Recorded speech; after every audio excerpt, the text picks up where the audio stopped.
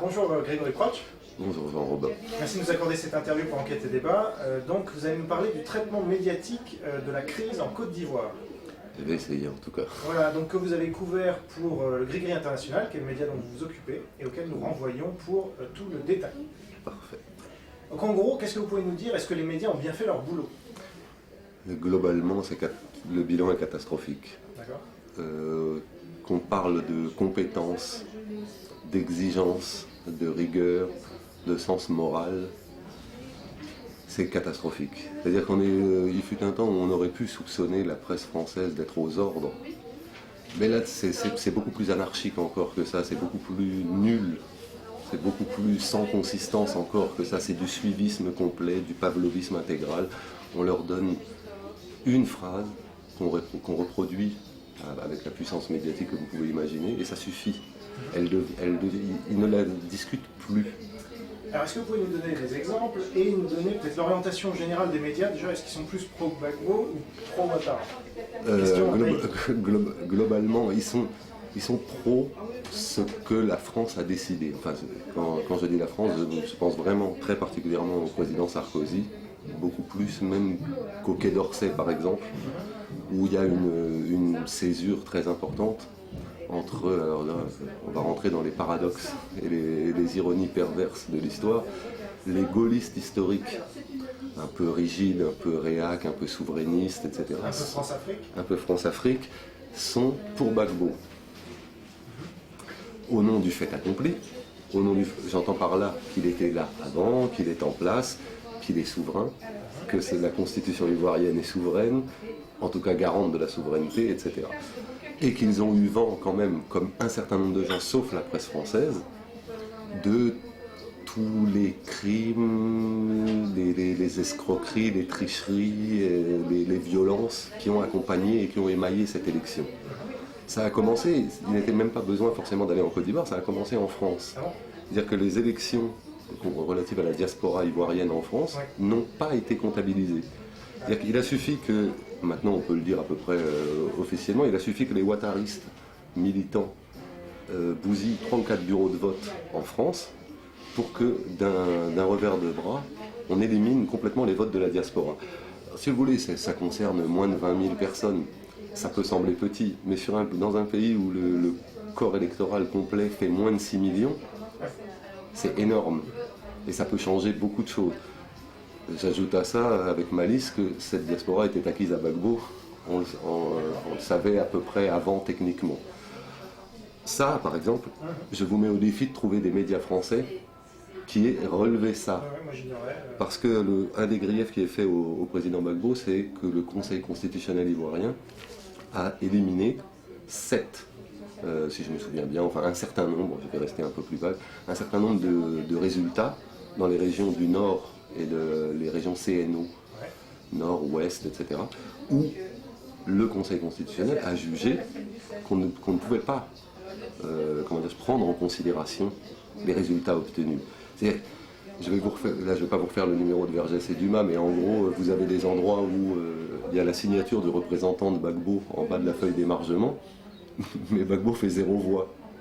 C'est-à-dire que même son propre représentant n'a pas voté pour lui. Parfois, il y a 10 fois plus de suffrages recueillis que d'inscrits. Bon, ça a été, et comme ça a été catastrophique, c'est ce qui explique que, je reviens donc à l'aspect technique, la commission électorale indépendante, qui était elle à 90% favorable à Ouattara, et qui devait produire des résultats validés sur la base du consensus. Là, je vous cite les accords de Ouagadougou qui régissent l'organisation d'élections en Côte d'Ivoire.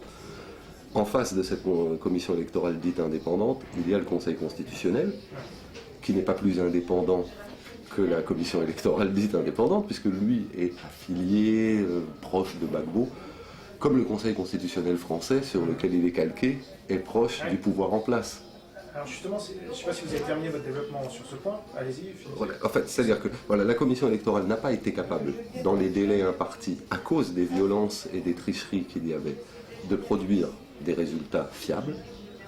Le Conseil constitutionnel a donc été dessaisi au bout de 3 jours hors délai du résultat, c'est revenu au Conseil constitutionnel, qui lui a éliminé donc les régions litigieuses et a produit un score qui donnait Gbagbo. À cet instant-là, l'ambassadeur des États-Unis et l'ambassadeur de France ont emmené le président de la commission électorale indépendante, qui n'avait plus de valeur juridique. Ils l'ont emmené non pas devant les médias ivoiriens, parce que quand même, j'imagine bien que pour vous, comme pour tout le monde, l'élection française, c'est le service public qui doit vous en donner le résultat, même si TF1 le fait aussi.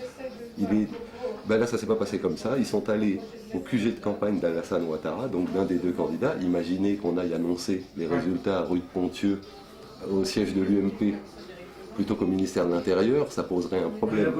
Rue de la Boétie, pardon. Au lieu de le faire au ministère de l'Intérieur, comme c'est la tradition, et comme on l'imagine, la loi le demande. Là, ça s'est fait au QG de Ouattara, devant les caméras de France 24. On a vendu à cet instant-là un scénario et un score que les médias, je reviens sur mon premier grief contre eux, ont accepté. C'est-à-dire que dans leur esprit, le Conseil constitutionnel était forcément à la solde de Gbagbo, il était forcément tricheur, et pour eux, il n'a jamais été question de poser sur la table les deux options comme également acceptables. Ce qui aurait pu produire le recompte des voix, ça a été proposé un certain nombre de fois. Le camp Ouattara l'a refusé. Je n'ai entendu aucun média français s'étonner de ça. En Haïti, on recompte, en Amérique, on recompte, en Côte d'Ivoire, c'est une injustice, on préfère que les gens meurent.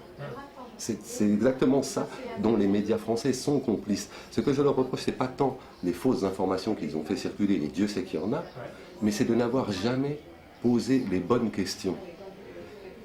Que s'est-il passé? Pas de contradictoire. Aucune contradiction. Alors, ce qui est intéressant, c'est que justement, c'est une histoire de Conseil constitutionnel, et qui voit-on arriver? Roland Dumas, ancien président du Conseil constitutionnel français. Ancien beaucoup de choses. Ancien beaucoup de choses, en effet, et puis Jacques Vergès. Mais ces deux personnages-là, sont pas vraiment en odeur de sainteté dans beaucoup de milieux en France, et notamment auprès du pouvoir actuel. Mais Roland Dumas lui-même, quand il était à la tête du Conseil constitutionnel et puis après, il y a eu plein de scandales autour de lui. Est-ce que vous ne pensez pas qu'on les a quand même vus pas mal dans les médias? Et d'autre part, ils ont jeté une image, parce que Vergès, c'est pas non plus l'image la meilleure qui puisse être jetée sur le clan Gbagbo. De toute façon, au moment où ils sont entrés en lice, le mal était fait. De toute façon. C'est-à-dire que les médias avaient leur vérité toute faite orwellienne à répéter, de la plus dingue au plus intelligent des chroniqueurs, ils étaient partis là-dessus. Après, la perception que vous proposez de Vergès ou Dumas, elle est franco-française.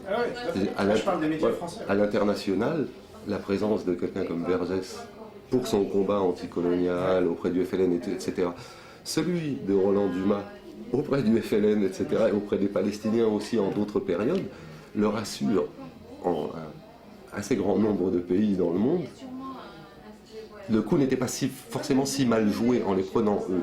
Il fallait aussi trouver des avocats capables d'affronter un tel déluge médiatique.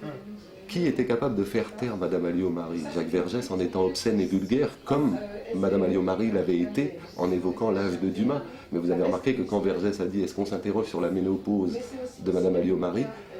il n'y a plus eu d'argument sur l'âge des deux vieux passages, si je puis dire. Et Alliot-Marie n'a pas vraiment résisté à toutes ces crises. Donc, savoir si c'était... Vergès, c'est quand même l'avocat des causes perdues d'avance. Non, pas toutes. Non, il y a plein de... Simplement, je ne veux pas faire le turiféraire, mais reconnaissons-lui d'être moins communicant sur ses victoires, ce qui fait qu'on n'en entend jamais parler. Mais enfin, il en a-t-il seulement alors. Vous imaginez une carrière entièrement faite de défaites? Une défaite sur le plan juridique, peut-être un succès médiatique. Jamila Bouhired. Et Dieu sait combien d'autres condamnés à mort en Algérie. Oui. Le procès Barbie, vous ne trouvez pas que c'est une victoire de Vergès? C'est ce que je dis, ça peut être un succès médiatique. Mais juridiquement, non. Là, dans ce qui concerne Gbagbo, c'est maintenant que ça commence. Ah oui, alors expliquez-nous ça. Parce que... Là, on arrive, si vous voulez. Les Français sont intervenus. Là, je pense que chacun l'a compris, même si les médias français n'en ont rien dit. Ce sont les Français qui sont entrés dans le palais. Ils sont passés par un tunnel qui va de l'ambassade de France. Ah, ça c'est Dumas Vergès qui a révélé ça, non? Toussaint, enfin, mais il y a des témoignages, il y a de multiples témoignages très concordants venus de l'intérieur de la résidence. Mais ce que la France a fait en Côte d'Ivoire est très très grave. Parce que vous me disiez, il y a beaucoup de morts aussi. Il y a les estimations les plus favorables parlent pour la dizaine de jours de bombardement intensif de la Licorne, de la force française Licorne et de l'ONUCI, parce que les rebelles de Ouattara étaient incapables militairement de prendre quoi que ce soit. J'ai diffusé sur le Grigri des images que j'ai récupérées qui viennent d'Arte, où on voit, ce sont des incapables militairement. Ils peuvent tout à fait, comme ils l'ont fait depuis 2002, car la rébellion remonte à 2002 et elle est financée par M. Ouattara depuis 2002, ils sont capables depuis cette époque-là de terroriser les petites gens, les petits paysans, les déloger, pousser, terroriser les gens pour les déplacer et installer des populations nouvelles, opérer vraiment du déplacement ethnique, ça fait 10 ans que ça dure, ou occuper complètement le nord du pays, ça, il n'y a pas de problème. Par contre, faire la guerre, moi je ne suis pas militariste, je ne suis pas militaire, j'ai pas de prétention là-dessus, ni d'ambition en tout cas. Et les images que je vois dans ce document d'Arte prouvent qu'au minimum, d'un côté, il y a une armée loyaliste, celle qui est à l'époque soumise à Gbagbo, qui se bat. Et puis il y a en face un troupeau de gens en guenilles qui tiennent les bazookas à bout de bras, enfin qui font des trucs que même un âne comme moi sur les questions militaires est en mesure de comprendre que c'est grotesque. Donc, ce qu'ils n'ont pas réussi à faire, je pense, il n'est pas impossible que les Français se soient fait un peu abuser sur les capacités réelles, tout comme sur la popularité réelle de M. Ouattara. Et en tout cas, les Français ont focalisé sur les 10 derniers jours, les 10 premiers jours d'avril, avec des bombardements d'une violence rare. On parle de 2000 à 2300 morts autour de la résidence, parce qu'un certain nombre de jeunes patriotes, comme on les appelle, c'est-à-dire des jeunes gens qui sont, depuis 2002, au soutien de Gbagbo contre le complot permanent ourdi par Ouattara, toujours soutenu par la France, le Burkina Faso, et là maintenant les USA en plus. C'est peut-être ça la cerise supplémentaire. Et donc ces patriotes faisaient un peu les boucliers humains autour de la résidence, ce qui interdisait les opérations armées à pied, quoi, comment on appelle ça, l'artillerie. Ça interdisait l'artillerie. Donc il y a eu un certain nombre de bombardements, il y a 2000 à 2300 morts. Je pense que les médias français sont au courant de ça. Mais aucun n'en fait état pour l'instant. Mais non, parce que vous imaginez tout d'un coup, ça veut dire que le président Sarkozy entraîne la France dans le soutien de ce qui est sur le plan institutionnel un coup d'État, parce que vous soyez de ceux qui pensent que Gbagbo a fait 46% ou de ceux qui pensent qu'il a fait 52%, le fait est que le Conseil constitutionnel l'a investi et proclamé. Et que sous toutes les latitudes du monde, le Conseil constitutionnel est souverain et définitif. À telle enseigne que le Conseil constitutionnel ivoirien ne permet pas de déjuger et on ne peut pas limoger les membres du Conseil constitutionnel. Voici la situation dans laquelle Nicolas Sarkozy vient à lui tout seul de précipiter la Côte d'Ivoire. C'est-à-dire qu'aujourd'hui, Alassane Ouattara est médiatiquement chef de l'État. Sur le plan commercial, militaire, juridique, il ne peut rien faire. Il n'est pas chef de l'État. Il n'a été investi par personne. Il ne pourrait en principe l'être par personne techniquement. On aboutit à une situation de non-droit parce que si M. Ouattara veut résoudre ce problème, il lui faut en finir avec la Constitution. Instaurer un régime d'exception ou, comment on appelle ça, l'état d'urgence. C'est déjà vu en France. Hein. Oui, mais le problème, c'est est-ce que c'est ce que Nicolas Sarkozy a vendu à l'ensemble des médias et du personnel politique? Parlons-en parce qu'en France, on sait qu'un certain nombre de médias sont anti-sarkozystes primaires, que ce soit Le Monde, Le Nouvel Observateur, Marianne, maintenant Le Point. Bon. Vous aimez bien qu'anti-sarkozyste primaire, ça veut dire sarkozyste. Ah, alors expliquez-nous ça, parce que leur intérêt, ça serait plutôt de mettre Sarkozy face à ses contradictions pour vendre plus de papier. Oui, mais face à des contradictions, si vous me passez l'expression, relevant d'histoires de peau de chambre, c'est-à-dire des histoires de personnel politicien, est-ce que Fillon va mal le prendre si Sarkozy dit ceci? On en est là, c'est-à-dire que c'est la page 2 du Canard enchaîné. C'est les attaques de Marianne envers Sarkozy. C'est grotesque, mais non, jamais. Nicolas de Mélac a écrit une phrase sérieuse contre Nicolas Sarkozy, et il ne la reprononce plus, celle de dire, suite à la diffusion par Wikileaks des révélations sur le fait que Sarkozy allait en 2005 à l'ambassade des États-Unis pour assurer que lui n'aurait pas dit non à la guerre en Irak, n'aurait pas eu l'attitude de lui. Domenech a écrit dans Marianne que Nicolas Sarkozy était un traître à la France. J'ai été assez heureux d'entendre Domenech pour une fois, pouvoir articuler tous ces mots dans la même phrase. Mais Mediapart, par exemple, Mediapart, je sais même pas si ça intervient. Enfin, ça fait partie du même jeu. Et, je vais énoncer une tautologie, mais pour pouvoir être anti-sarkozyste, il faut qu'il y ait Sarkozy.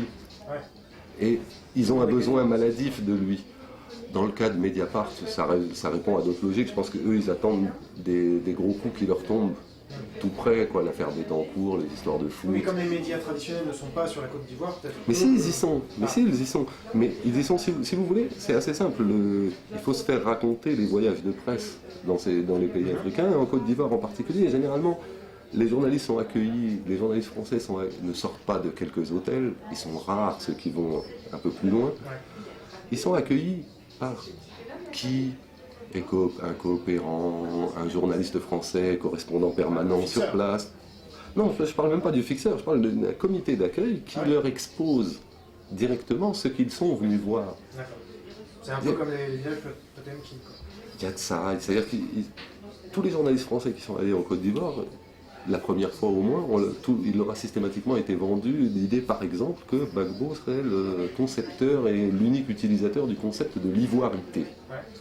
Or, le concepteur et l'utilisateur exclusif de l'ivoirité, c'est Henri Konan Bédier, qui est l'allié d'Alassane Ouattara. Et l'ironie de l'histoire, c'est que Konan Bédier a forgé ce concept contre Alassane Ouattara, qui est d'origine burkinabé, pour le faire exclure du jeu dans les années 90. Ces deux-là ayant quand même pour point commun d'être liés à la France depuis toujours. Donc la France a fini par obtenir d'eux qu'ils s'entendent pour que Ouattara puisse à nouveau être en compétition pour la présidentielle. C'est Gbagbo qui a remis Ouattara en jeu. Donc il aurait pu, s'appuyant sur l'ivoirité définie par Konan Bédier, mettre dehors Ouattara à jamais. Il l'a remis dans le jeu. Je pense qu'il a été récompensé de son fair play. Alors, il me vient deux questions, parce que pour le Gris-Gris, vous avez filmé une manifestation d'Ivoiriens qui, on les voit à un moment passant devant le PS. Est-ce que vous pouvez expliquer ce que vous avez vu? En fait, voilà, c'est une des grandes découvertes pour les Ivoiriens et pour une partie des Africains de France sur ce moment-là, c'est qu'il n'y a plus de gauche, au sens où ils l'entendaient. La gauche n'aura pas existé dans ce débat, à aucun moment. On a vu que le PS était très culpabilisé tout de suite, incarné comme toujours dans ces cas-là par l'épouvantable Valls, qui est allé raconter partout que Gbagbo était un dictateur. Valls n'est même pas capable de comprendre comment marche sa ville d'Evry. C'est lui qui va nous expliquer comment fonctionne la Côte d'Ivoire et à quel point Gbagbo est un dictateur. Gbagbo est là depuis 10 ans. Pour vous donner un ordre d'idée, Blaise Compaoré, qui est son voisin du Burkina, allié de la France, est là depuis 25 ans. Il n'empêche que Valls vous dit avec certitude et sur un ton très docte, vous vous rendez compte, il est au pouvoir depuis 10 ans. Il a oublié que Mitterrand avait été là 14 ans, Chirac 12, si je me souviens. Donc, c'est pas des arguments sérieux, ça lui a suffi. Donc voilà, la position du PS... Est-ce que la voix du PS était unique Ah à peu près, oui. Eux, ils sont culpabilisés. Ils ont mal à leur tiers-mondisme de toute façon et à leur gauche. Donc ils n'osent plus l'être. Vous voyez bien comment quelqu'un comme Roland Dumas, quand il a une parole encore un peu de gauche sur ces questions, vous voyez bien comment il est traité. Il redevient un affairiste, l'amant de Christine de Viéjoncourt. Voilà, si on les écoute, c'est ce qu'il aura été en tout et pour tout. Donc, cette gauche-là donne raison à ceux qui voient l'UNPS. Là, on a vu, comment vous dire, c'est américain. Voilà, c'est un point de vue américain sur les choses. Globalement, Martine Aubry est incapable de produire quoi que ce soit. Il y a Dominique Strauss-Kahn qui est président du FMI. Strauss-Kahn est un grand ami de Ouattara. Il est rarement en désaccord avec Sarkozy sur la politique étrangère. Donc tout allait très bien. Ancien directeur adjoint du FMI. Ce qui vous situe l'homme tout de suite. Donc devant le PS, qu'est-ce qu'ils font Ils sont venus pour essayer de soulever quelque chose au PS. Alors il y a ceux qui sont allés au PS pour essayer de se faire recevoir. Alors là, quand même, c'est extraordinaire. On leur a envoyé un 14e couteau minoritaire. Voilà, ce sera ma façon aimable de dire qu'il était noir. C'est-à-dire qu'on n'a pas trouvé, à l'intérieur du PS, rue de Solferino, ce jour-là, quelqu'un d'autre qu'un 14e couteau qui avait pour seule qualité d'être peut-être africain d'origine ou antillais, j'en sais rien, et qui, lui, a reçu ses frères, puisque c'est bien le message qui leur était donné.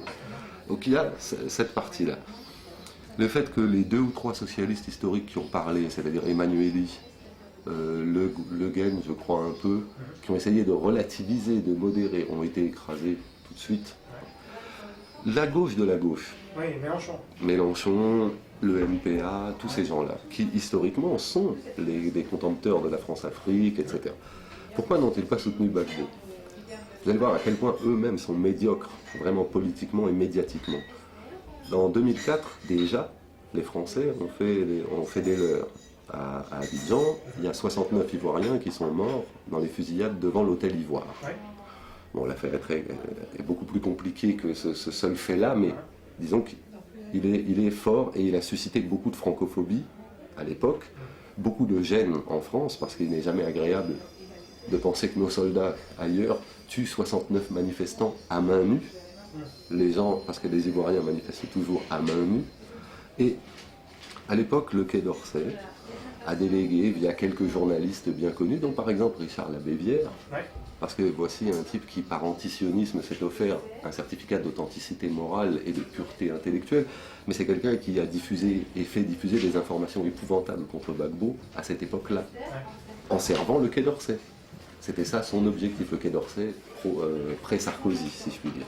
Donc, ces gens-là ont fait circuler en 2004-2005, à travers des documentaires qui sont passés sur Canal+, en particulier, l'idée que Gbagbo et son épouse, parce qu'ils sont convertis à l'évangélisme, étaient des américano-sionistes, pour aller vite.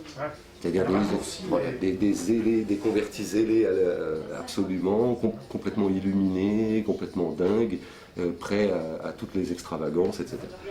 Ce qui fait que la gauche de la gauche, qui est toujours un petit peu pro-palestinienne, pas beaucoup, mais un petit peu, ça leur a fait avoir des pudeurs de jeunes filles face à cette situation. Alors qu'ils auraient lu 3 interviews de Gbagbo sur Internet et ils auraient vu que Gbagbo disait qu'il est prêt à discuter avec l'Iran et avec Israël. C'est un président indépendant, il parle avec tout le monde.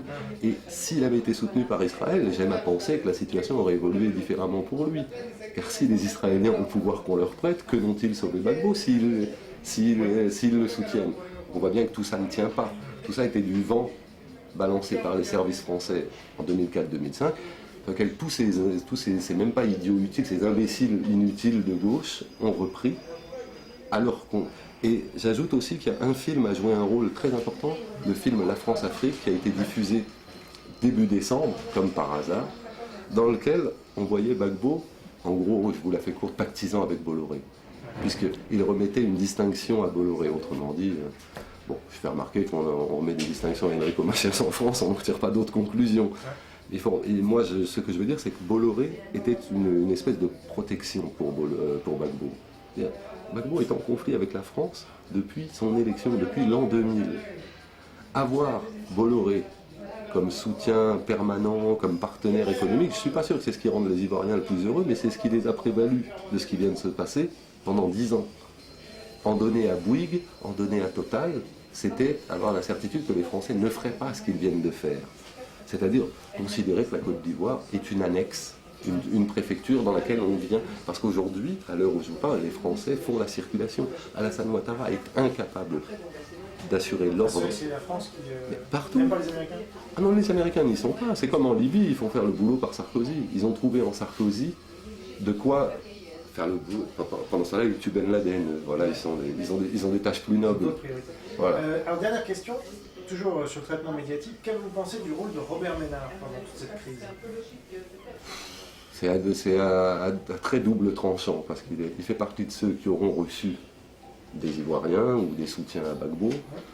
Je lui reproche d'être complètement inculte, de ne rien savoir sur ces questions. C'est-à-dire qu'il a par exemple affronté Khalid Beyala, parce qu'on ne peut pas dire qu'il interviewe les gens, il les affronte. C'est très viril.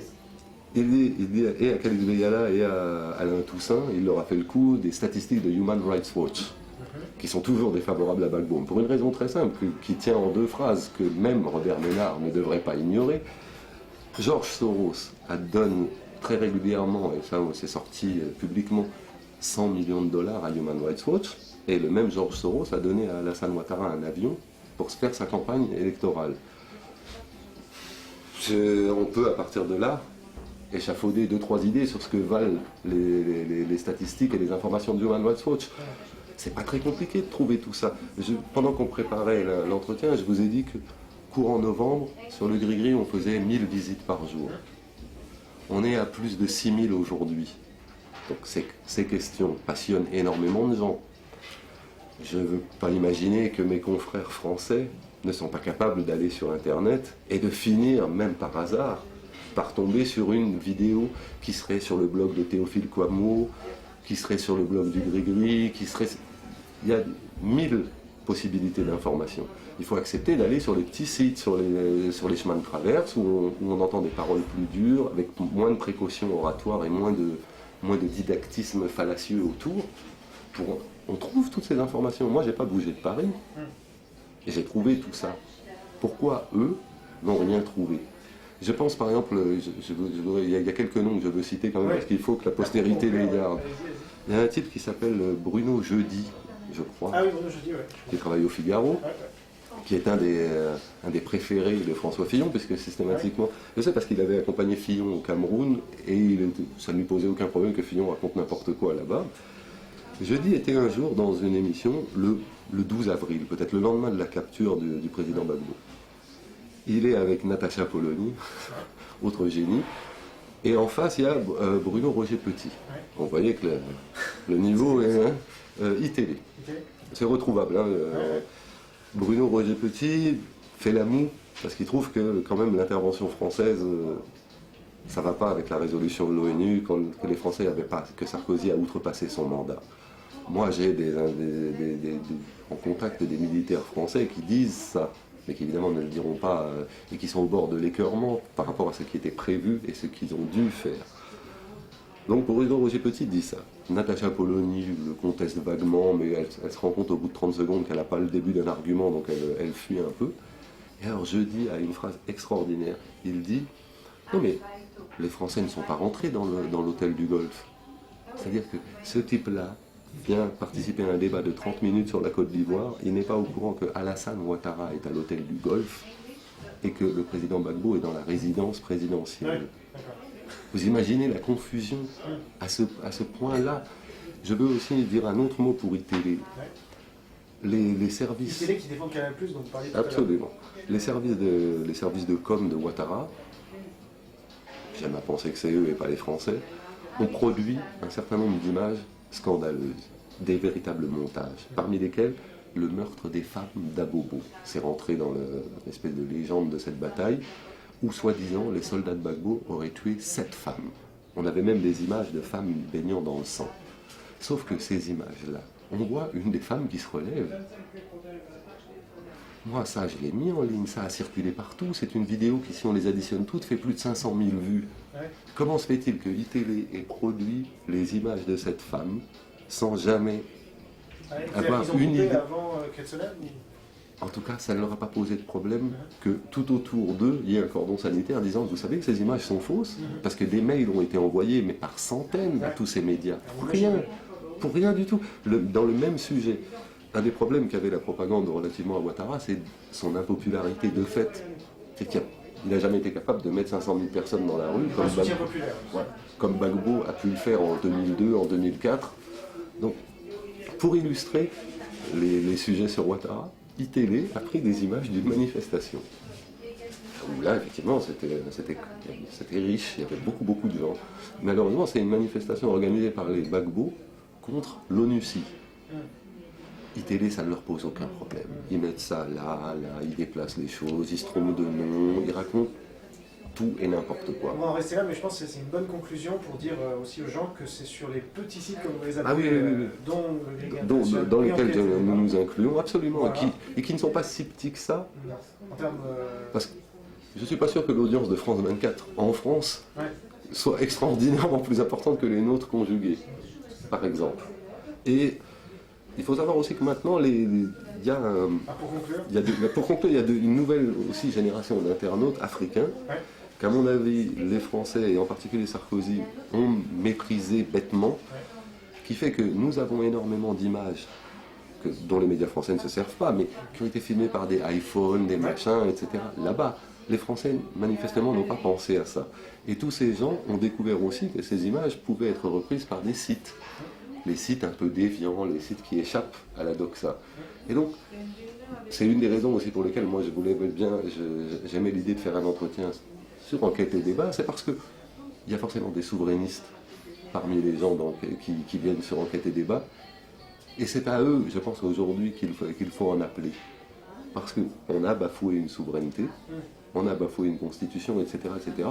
Je suis sûr que ce sont des arguments qui les touchent. Et comme je pense que la vulgarité médiatique est un argument qui les touche aussi, on doit pouvoir toucher un public et qu'il sache.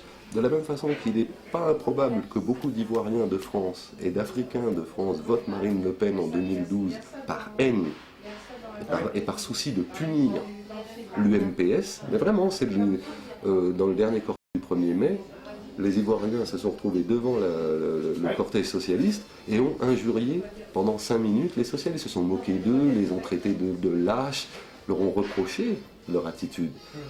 Ces gens-là disent dans les manifestations, 2012 Marine. C'est très, ça devrait. Contestation, mais c'est assez surprenant. Et puis qui symboliquement fera de l'effet. Parce qu'il va être compliqué de discréditer la dite Marine Le Pen avec de telles cautions et de tels soutiens. C'est plus difficile qu'avec des crânes rasés. Et que c'est à considérer dans le panorama français. C'est pas en termes de nombre de votants, je veux dire, c'est quelques milliers de voix. D'ici 20 000 tout à l'heure. Voilà. Mais ça représente quelque chose.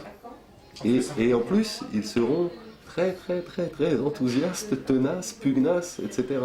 Ça fait 6 mois qu'ils manifestent tous les week-ends à divers endroits de Paris. On les a tabassés, on les a gazés, on leur a fait un certain nombre de gardes à vue, etc. Ils y sont toujours.